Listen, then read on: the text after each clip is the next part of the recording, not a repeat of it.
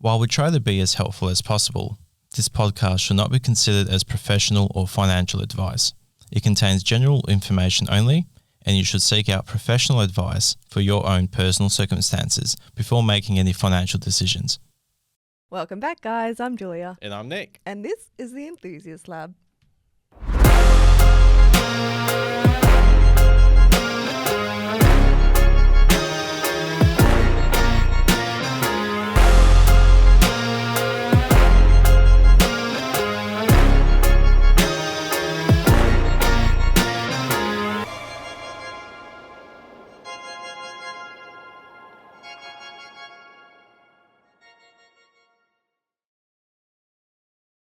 Alrighty, guys, welcome back to another episode of the Enthusiast Lab. Yes.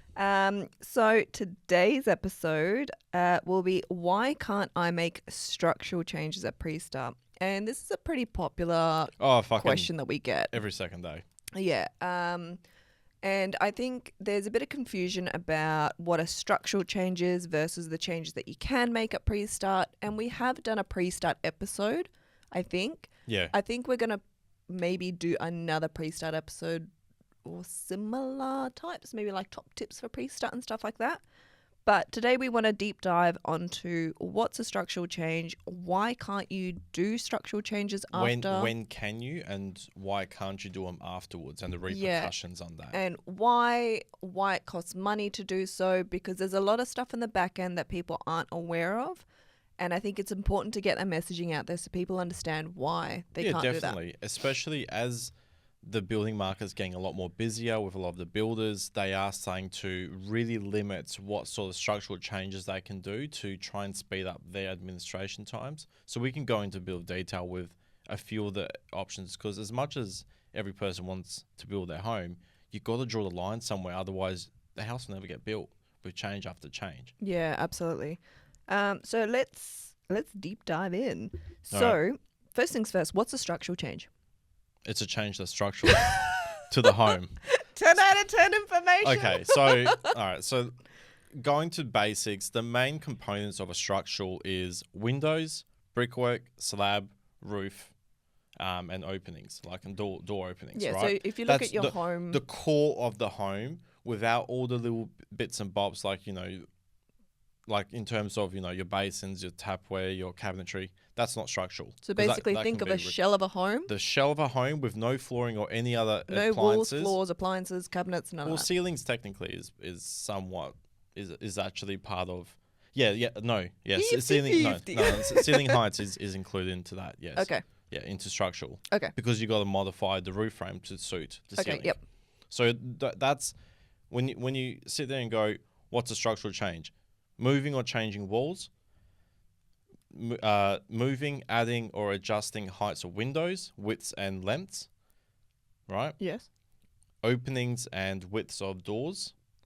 I already said brickwork, didn't I? Slab work, so that's extending the area of the house slab. Mm-hmm. Anything that can take quite a bit of structural amendments, as well as Roof and roof. ceilings. So that's like your frames, your ceilings, your ceiling heights. Those are structural changes. So when you're looking at those type of items, what you'll see with many builders across WA and SA is you want to get them done when you're first looking at getting the home priced and drawn. Before you commit, you want to finalize all these things. So I'll jump into the next point of that. So when you guys want to be finalizing the structure of your home is when you sign up on your sketch and your quote. 100%. This is when you are signing the initial documents to say, yes, I want to build. This isn't the contracts further down the line. And if we look at the kind of the order of things that happen major milestone wise, it's you sign your sketch and your quote. Then that goes your to sketch, your quote, and your preliminary agreement. Your PPA, yes. Yes. That goes to the builder. The builder then has their contracts team and their drafts team create your contracts, your drawings and your contracts, and you then sign those contracts. After that, you go for pre-start, and whilst you're at pre-start or right after pre-start, the builder starts submitting all of the approvals to get your home built. So structural changes, finalize it on the very first point at your sketch and your quote with your 100%. sales consultant. Yep. Not after. You can make changes after, but we'll dive into that in a second. Case by case, some builders will, some won't, but many of them do try and limit it. And Yeah. Yeah, we can go through that. So if changes do need to be made, Yep. and you've already signed your sketching quote, and it's gone to the builder, the draftee team is starting to do the works, the contract team is doing their works. What we recommend, or what we have been told by the builder as well, the best time to make changes, if you have to, is at contract stage. Yeah. And you do that as a VO, which is It's a variation to the contract. Yes, correct. So depends on different builders. So especially with Levita where we work, right? When you sign up initially with us and with Levita, it actually states in that you can't do any more structural changes, right? So that it can actually, it's there for two reasons. To move it as smoothly as possible through the administration process, because like in our previous episodes about pre-construction, it takes quite a while to get through it. So we need to move that through. And if you're just changing shit nonstop, you might as well have just put the whole job on hold, come back, do all your changes, and then let it go back through the process. In terms of the actual structural, the last chance you ever get realistically should be at that contract stage, like Julia mentioned. And the reason why is because when you initially get the sketch, when you first sign up, normally it's just that it's got your block sketched up on a piece of paper, on an A3 piece of paper if with you're a scale. lucky, sometimes sales consultants don't do that. Sometimes it's shit.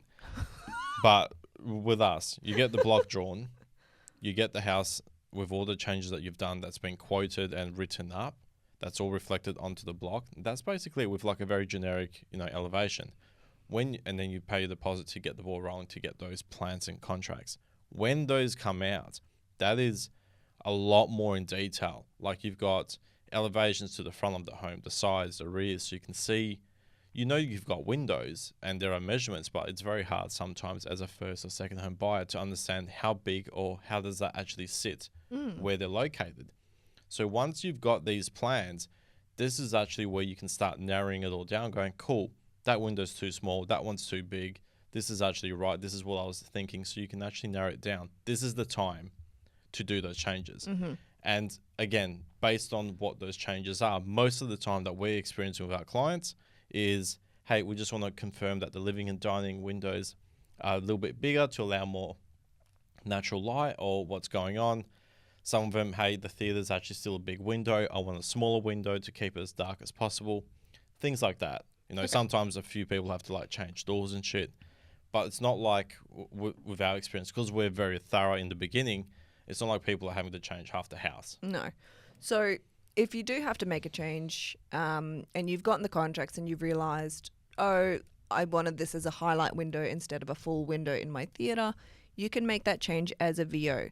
So I think it's worth explaining what a VO is before we deep dive into what kind of changes can be done. Basically a VO is a variation to the contract, right? Variation order. Variation order to the contract. So rather than you requesting to do, let's say, 3 minor changes to window heights and having to redo the entire building contract and the quote and the plans, what you can do is have your contracts as they were, and this variation basically bypasses certain components of it, going, yep, that contract is in place and is executed. However, we have done a variation to that for these changes, and that goes all together to the banks and to everything. So if you were to ever see the final completion of a home, you'd actually be surprised how many variations are done during the entire course, because not everything can be completed in that initial time when the contracts are created.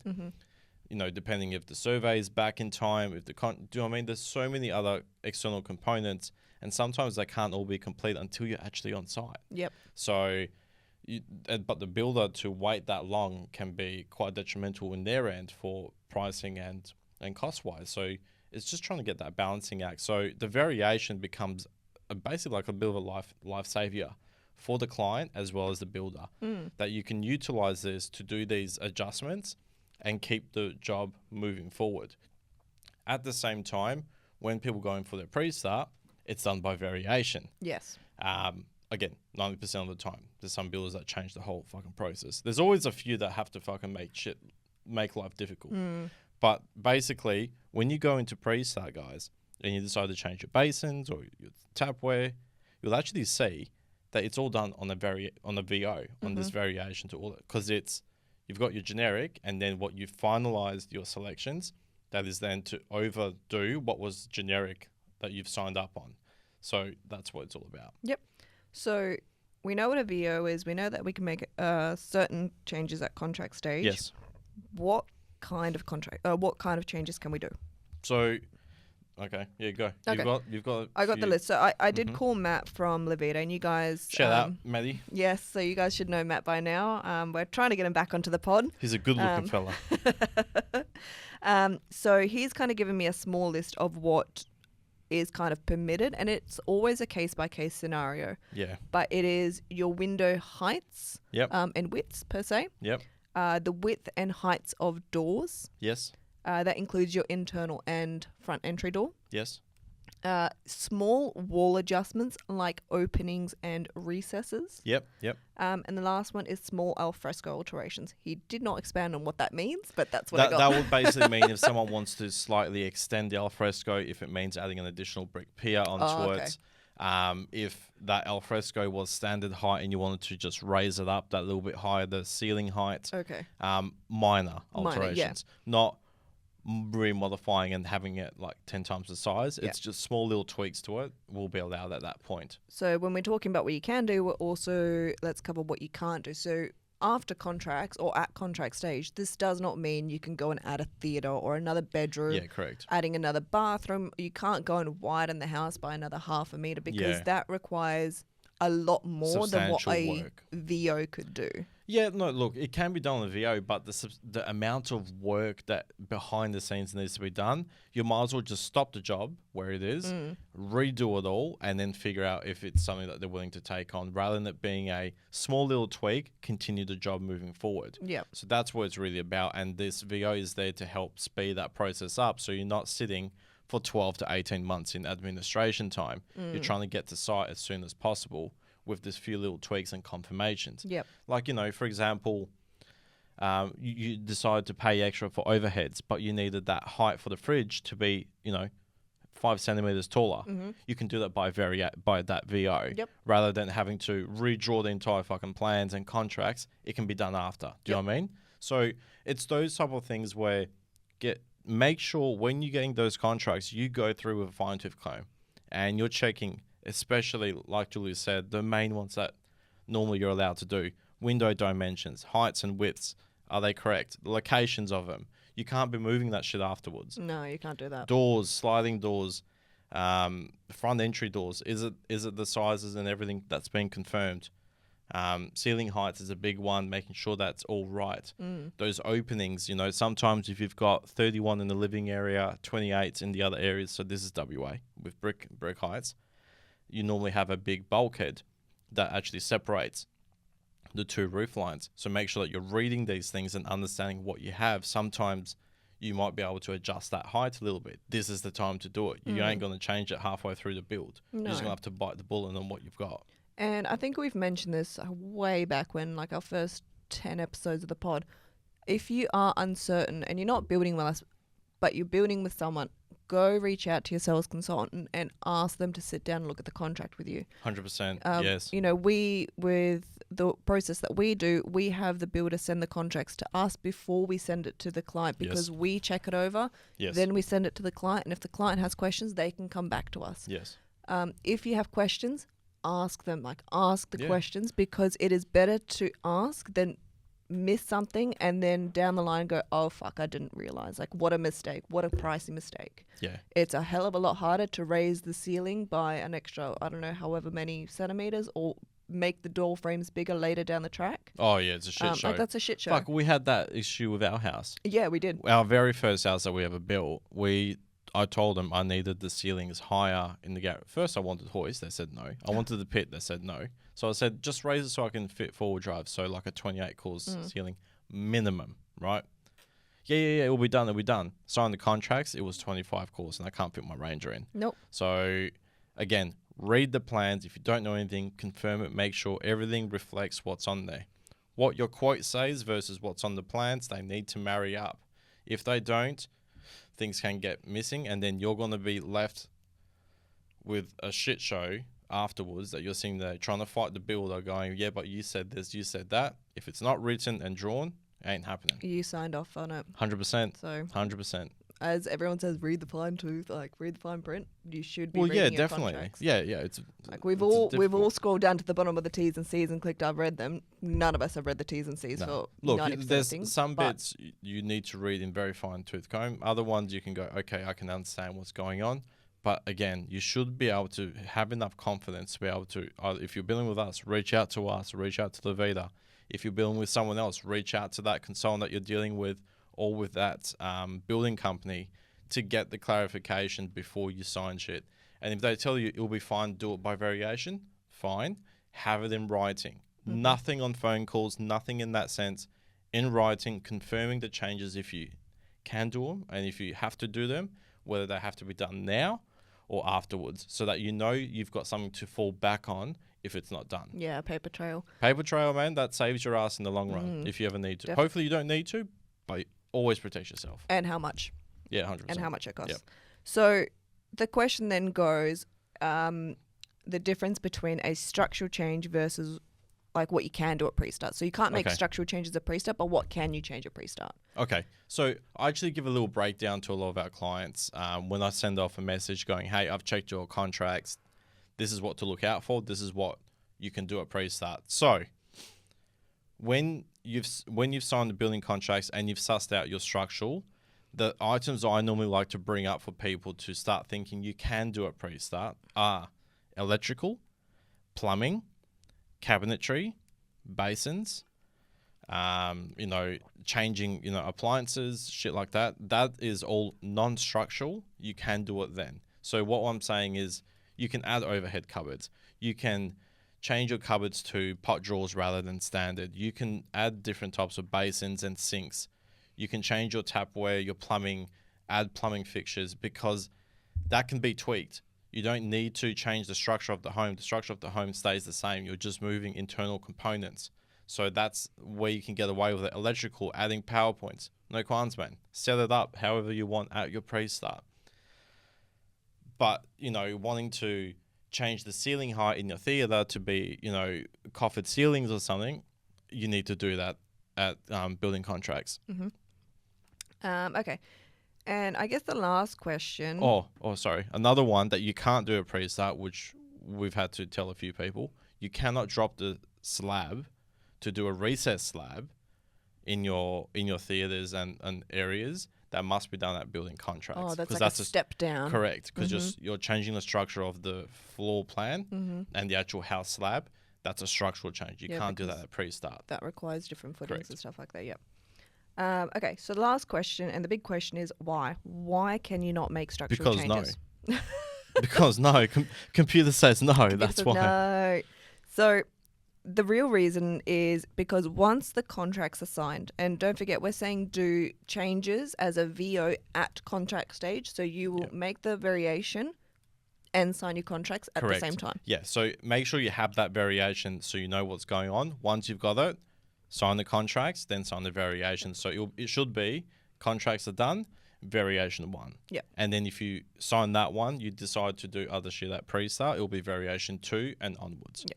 So because once the contracts are signed, the builder begins to get all the approvals. Correct. So this is your shire, your engineer, your energy, CDC, build permits, all of which can take 2 to 6 weeks each to get, and they all have a dollar figure attached to them. For the application For the fees. application, yeah. Yes.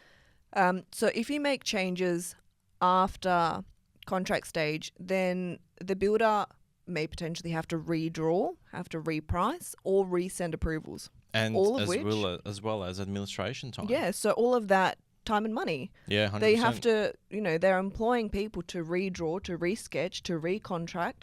Yeah. That, like, employers are paying the employees. Well, so 100%. So there's an amount of allocated time that is delegated for every job, right? That's what you pay for in that price of the home. So you start going outside of that and needing additional time and additional works for it while everyone's at, go capacity, especially currently in 2024. Like, who's going to pay for the extra time for that person to stop what they're doing to then do these extra changes? So that's why you get these variation fees. One, it's a bit of a deterrent, right? Number two, it's the fact that they, a lot of these times, like what Julie said, a lot of them have application fees. So you've now changed things that has to go back into submission, sometimes with engineers, with CDC, with multiple different external factors that they need to reapply to get this, the certificate redone, or the changes that you've decided to do afterwards to get them, reapproved. Reapproved, yeah. And in order to do so, there are costs associated. So that's why sometimes you will see builders hit you with like a $500 variation fee. We've seen some over $1,000 for that fee to try and stop people from doing that. And in doing so, it helps speed up the process to get you through that pre-construction process and move you through. Yeah, well, definitely. So, you've got a more or less of a timeline of how long you're going to be spending in administration time. If you have to go redraw, reprice, and resend approvals, you're going to delay the whole process. So you're not only going to be delaying your process, you're then going to be charged for the time and the costs of all the reapprovals and all the redrawing and resketching everything. And also keep in mind, if you do too many VOs, or this, the VO delays your home by a lot, you might be up for a price increase because the base price of the home has increased since you've signed up.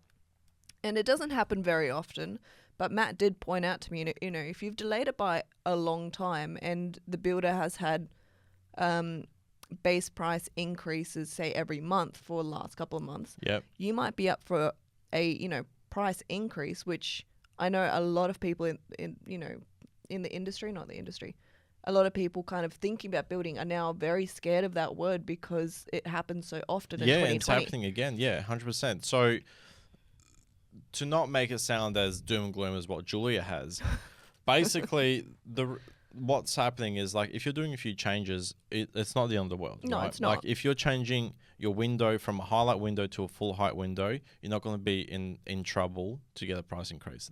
I will say that right now. Yeah, definitely. Right. However, if you decide to do 7,000 changes of structural, that's going to take 2 to 5 weeks to go to the council, to everyone, to redesign and redo everything. That means that your entire job is on hold now for another 4 or 5 weeks when it shouldn't be. So that is now, and right now there are a lot of costs happening. There are many of our clients that are on fixed pricing and shit, and the houses have gone up 30K, and Levita's absorbing it. Do you know what I mean? So if these clients all of a sudden started doing these massive changes that are causing enormous delays that is outside of the builder's control, because this is the client requesting them, this is where the builders may go, look, we've done all of this, you've decided to do these changes now, there's going to be a little bit of a price increase to try and help us absorb, because we didn't, do you know what I mean? Like, you've kind of put us into this position now. And that's what it's there for. But before it gets to that, there are many warning signs from the builder. Yeah, definitely. The builder will send you warnings going, look, if you're doing this, this may be a risk of this happening. So if you sit there and go, I don't give a shit, I want to do it, we'll get... Be prepared. Yeah. Be prepared. Sorry, I didn't mean to make that Julie made that sound pretty doom and gloom. But it's not that much. So it's just because, like, a lot of our clients listen to our shit, and love you guys for listening to our podcast. At any time, always come back and confirm with me, and we'll confirm with our builders, whether it's Levita or if it's with Progen Homes, about the different changes. But if you're doing substantial changes, be prepared that there may be other concerns and other costs. This is why we sit with our clients for a long time, going through the plans and making sure they're happy with it, because 100%. We really try to avoid the changes. But if you're going to go and it's more work for me too. No, it is. It's more work for everyone. But if you're going to go and put a recess somewhere in the bathroom, like, that's not a huge deal. Like, that's okay. What?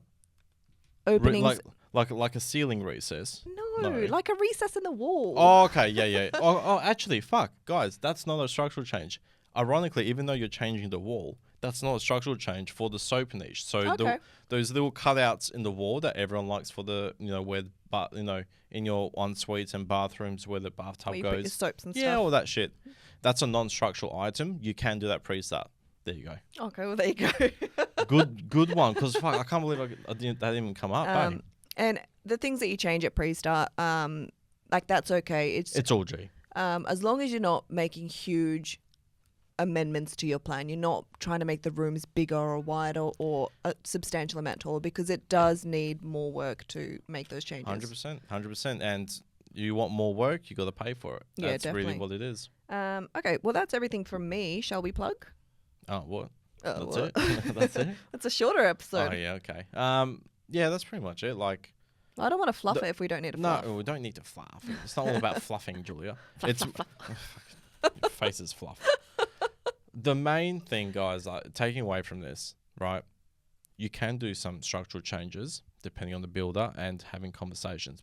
The last time is that building contract stage. When that gets issued to you and you need to do those final little tweaks to the windows, make sure you do them, you request them, get them changed.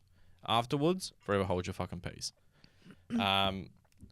Changes like any sort of cabinetry, overhead cupboards, pot drawers, basins, plumbing, like adding, cold water plumbing to the fridge area, adding downlights, changing your light points, adding power points, soap niche into the ensuites. Those are non-structural items. You can do those at pre-start, so that's okay.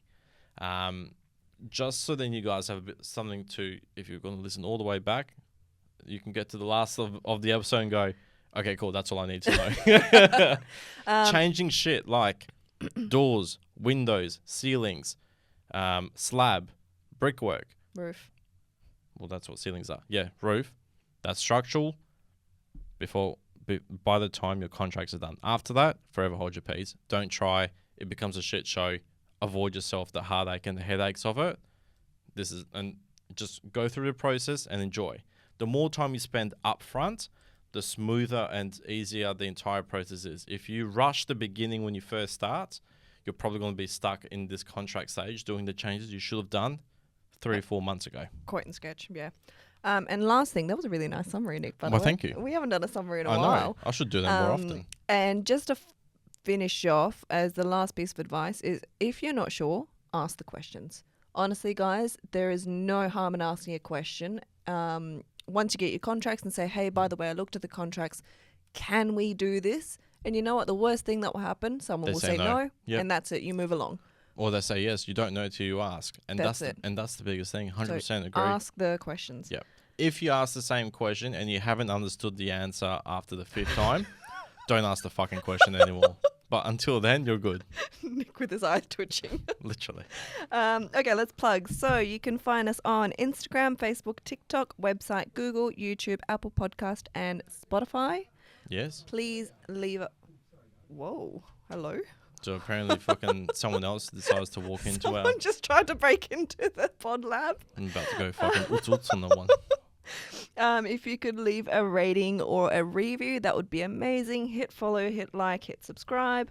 And just remember, guys, we're not here To fuck spiders. Have a great day. See ya. Bye.